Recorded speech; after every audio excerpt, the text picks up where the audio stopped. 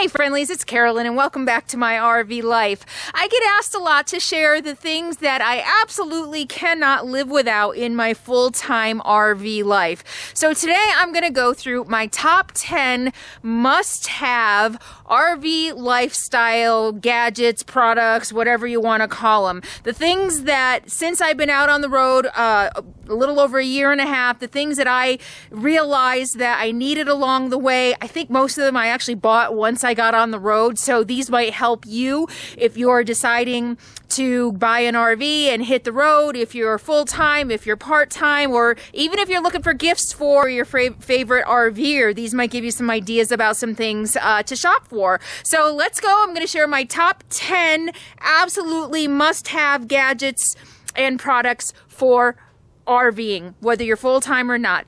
Before I get started, let me just say that I am not going to be covering some of what I think are the obvious things that you should be carrying, whether you're in an automobile or you're in an RV. Things like jumper cables, things like extra oil, things that you would things that you would intuitively know that you want to carry with you. What I'm going to talk about today are some of the things that I have found along the way that maybe weren't that obvious in the beginning, or things that I kind of wavered on and thought maybe I'll need or maybe I won't. But I probably will be covering some of the other things in future videos. I'm thinking I might make this a series. Stay tuned and subscribe to the channel for those videos coming up in the future. But let's move on with my top 10 things for today.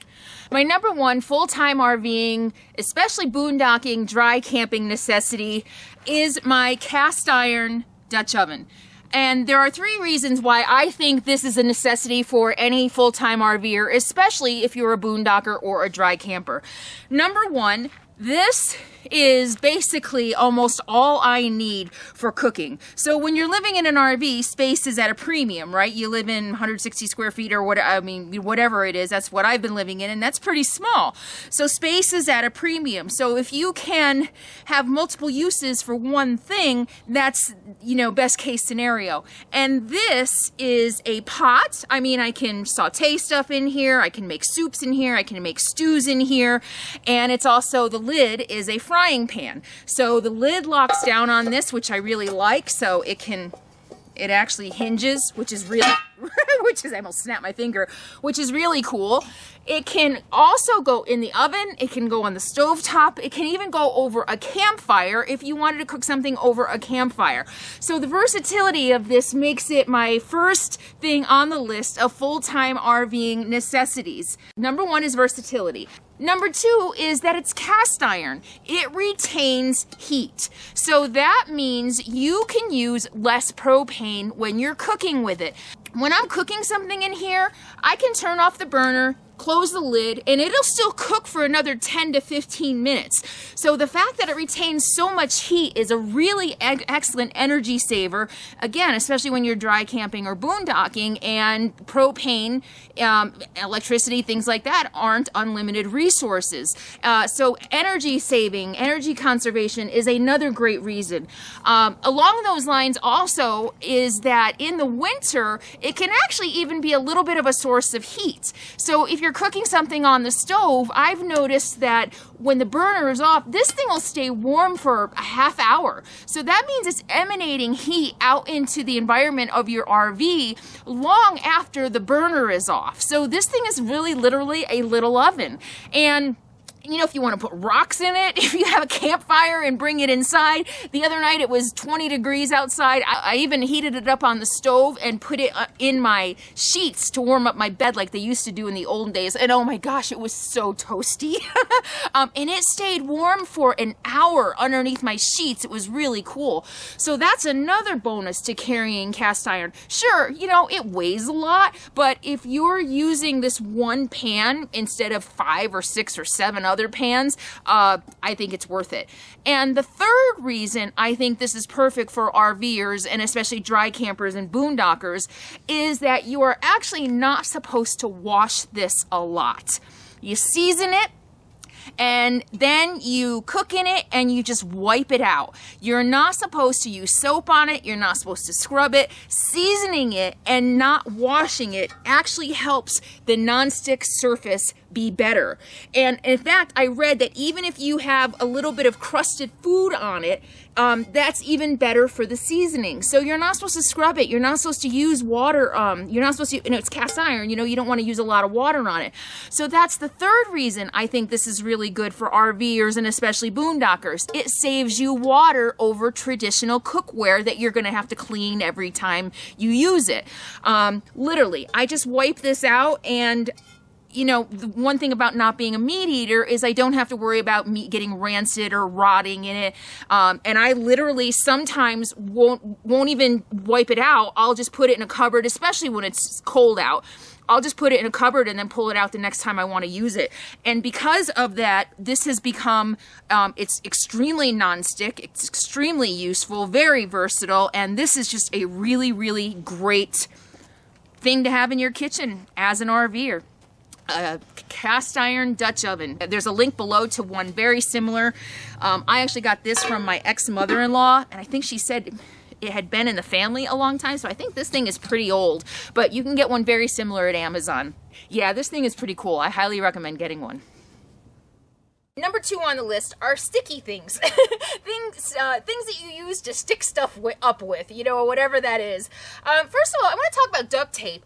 I've used duct tape. I've used Gorilla Tape. As you know, I've used it on the outside of Matilda to, my own body repair on the stuff that falls off and the things that I've bumped into and the body that's fallen apart. And I'm going to be honest, neither Gorilla Tape nor duct tape have worked very well for me. They don't hold up in humid weather. When my window busted, this did not work on the tarp. It did not hold the tarp at all, like not even for a day. So I'm actually not a huge fan of duct tape or Gorilla Tape. I have used both, and I have not had a lot of success with either one of them. I guess for stuff inside the RV, but not where it's going to have weather and things like that. What I do love, and this stuff is expensive, it's not meant to be tape, is a Turn-A-Bond tape. This stuff is meant for roof repair, and it is so super sticky that literally once you get it on, you can't get it off. It's super expensive. I think, I want to say 40 bucks for a roll, but this has held my tarp on my window for 7 months, 6 months, 7 months. And so it's probably never going to come off, and that's going to be an interesting feat in itself. But I love this stuff. I've done roof repairs for it. It's completely waterproof. It's almost like a vinyl, or maybe it is a vinyl, so that once you put it down, it kind of melts into whatever you put it on. But if you need something to stay on forever, I am a big, huge fan of a Turn-A-Bond. I use it for everything that you would use duct tape for. Like I said, it's not cheap, but if you need something stuck on forever, this stuff is perfect. I love it. And super glue. I use, and I've got, oh, this is Gorilla Glue, but I use both. I use super glue, I use Gorilla Glue, any kind of super glue. I use a ton around the RV.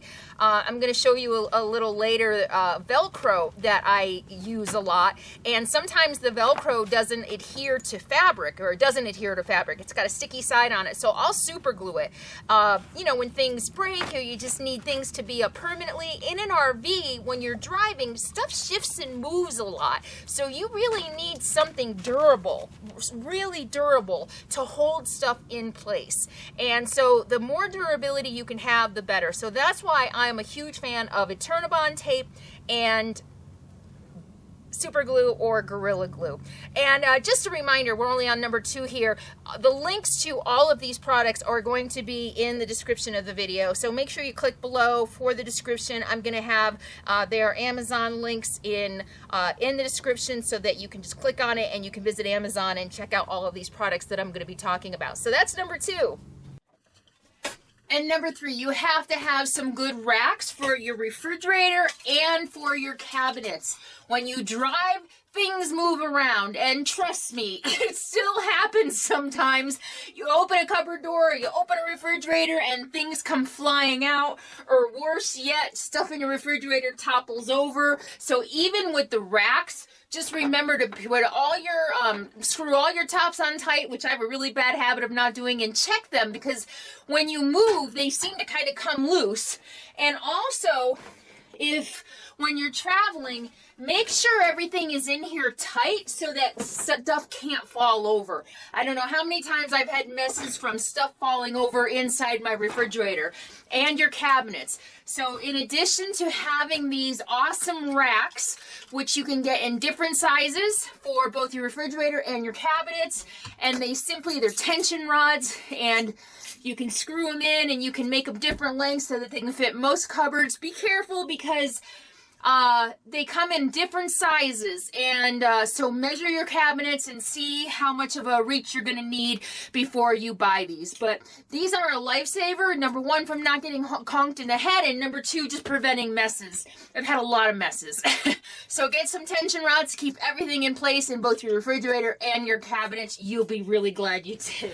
And number 5, you're going to want to get some really, really good leveling blocks, because keeping your RV level is really critical, not only for comfort, but for keeping your refrigerator healthy. Your refrigerator has to stay level in order for it to keep working. So good leveling blocks are really, really important. I like these yellow ones, but I also like the red ones. They both have their pros and cons. The red ones tend to get stuck together, and so you have to pry them apart when you want to reconfigure them. And if you do buy the red ones, you want to buy a good amount. I think I just bought 4, which actually worked for me for a long time, which meant, I think, or maybe 6. So the highest I could go was like 3. But that's what's really nice about these, is you can go as high as you want on these, whereas these, you're limited, you see? You're limited by the thickness of that. And I actually recently broke one in half, trying to make it go higher by making it go on this and driving up. So they both have pros and cons. I like this because they're simple, this is easy to use, but in situations where I'm really off level, this is not enough. So I kind of like these too. And these, like I said, these are stackable, they're not as bulky to carry. So, this one broke. I think I might go back to these, but both are pretty good. So I recommend both of them. Number 6, get yourself some heavy duty industrial strength Velcro. I use this stuff for everything. It is, super. I actually Velcroed a cookie sheet to my roof when I first started to hold the antenna for my cell signal booster, and it stayed on forever. This stuff is super, super strong. The only thing is sometimes the glue isn't very strong and the adhesive back doesn't stick to fabric, but I have hung up my shoe organizer, which I use for organizing stuff, and a couple other fabric things inside the RV, and all I did is super glue this on, and literally the fabric tore before this stuff did. So this industrial strength Velcro is amazing, and it comes in this width, which is probably a few inches, and it also comes in a 1 inch, so you can choose your width. Good stuff. Number 7, you need a really good multimeter. This is what you use to test how full your battery is. And this is really important because the health of your battery is really important to keeping the electrical in your RV running smoothly and keeping it healthy. So this is really important. You're going to want to get a multimeter to check your battery. You can also check your engine battery, of course, with this, and it's really easy to use, positive and negative, and it just measures how much voltage is in your battery. And this is also, you can also use this for electrical to test your electrical connections and all kinds of great stuff. So this is really, really important to have. So get a good multimeter. And number 8, if you don't want to smell your poo when you're driving down the road, you need this. Yeah, black tanks stink. There's just no getting around it. Black tanks stink. And I have tried the natural stuff. I have tried the packets, and you still get smell. When you're sitting in one place, it's not that bad, but when you start jiggling stuff around, yeah, it can get pretty smelly. This stuff I discovered recently at Camping World, and this stuff is really, really, really good. Still, on a hot day when you're driving, you might smell it a little bit, but this stuff is by far the best stuff I have found. Pure Power Waste Digester and Odor Eliminator. This is a gallon. It was on sale, so I bought a whole bunch. And you're supposed to just need like a cap full, but I like pour it in. And I really wish I could use something all natural, but you know, I'm sorry. I just feel like when I'm driving down the road, I'm like wafting black waste behind me. So if you don't want to smell like a moving outhouse, this stuff is really good.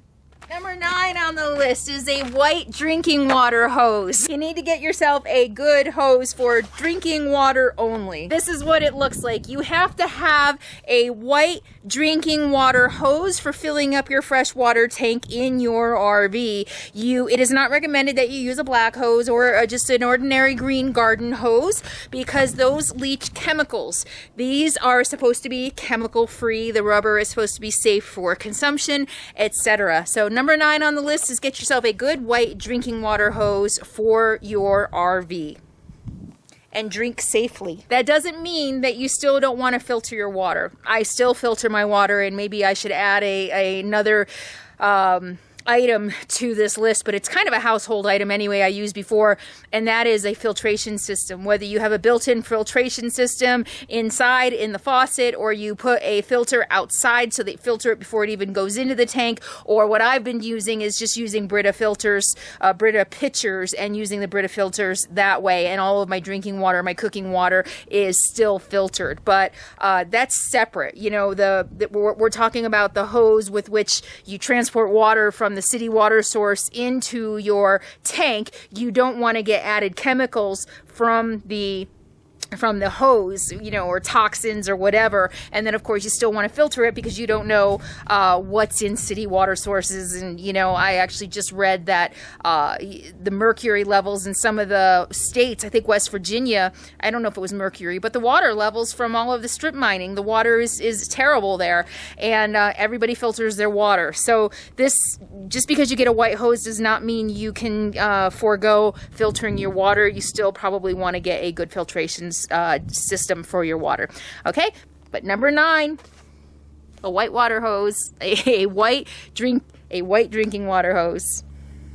And finally, number 10 on the list of things that I could not live without in my RV life are my solar panels. It took me many months to get solar panels, and even as a dry camper, I thought, oh, you know, I can live without solar. I don't know what I was thinking. I guess I was thinking I wasn't going to use that much electricity, and I probably wouldn't have. But now that I'm making and editing videos, I need a lot more power to run my laptop, my camera batteries, and all of that. So the solar panels are a must-have. If you're going to run TV, if you're going to run computers, if you need a lot of power, you have to have solar panels, unless you want to run your generator all the time, which is not what I wanted to do. So my solar panels, I currently have 300 watts of solar, has been more than enough with my one coach battery to run everything that I need to run, except the microwave. And air conditioning. It won't run those two things. But yeah, number 10 on the list, if you're going to be a dry camper and you don't want to run your generator all the time, solar panels are a must-have. And like I said, I've got 300 watts, and that's been working that's been just enough for me to, you know, turn on my lights, run my laptops, charge the batteries that I need to charge, etc. If you have more need, then of course you're going to need to get more solar. And if you're going to if you are an RVer who plans on going from RV park or campground to campground with full hookups, of course solar then isn't going to be necessary. But if you're not going to rely on shore power, then absolutely you're going to need solar panels. And once again, all the links to everything that I have mentioned in this list of my must-have essentials for living in an RV are in the description of this video, so be sure to check below.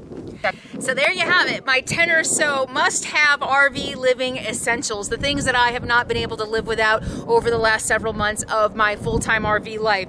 So whether you're just getting out on the road, you're planning on getting on the road, or you're just looking for a gift for your favorite RVer in your life, I hope this gives you some ideas about things that that will make their lives happier, healthier, easier living in an RV or traveling in an RV or weekends or whatever it may be. As I said, links to all of the products that I mentioned in this video are in the description. Just check it out below. And you can also visit my website for more things that I love that I bought for my RV along the way. And you can visit that at www.carolinsrvlife.com. And there's a tab that says recommended products. So take a look at that, and there's a comprehensive list of everything. My heater buddy is on there, my shoe organizer, and the organizer that a lot of you have seen in the door that you love, and you've asked where I've gotten it. So there are links to a lot of other things that I have bought along the way to make Matilda the comfortable home that she has been for me. Either check below for all the products mentioned in this video, or my website for a more comprehensive list of RV products that I recommend. All right, thank you all for hanging out with me today. I hope you found this helpful, and I'll see you all soon. In the meantime, be happy, be free, and be kind. Mwah.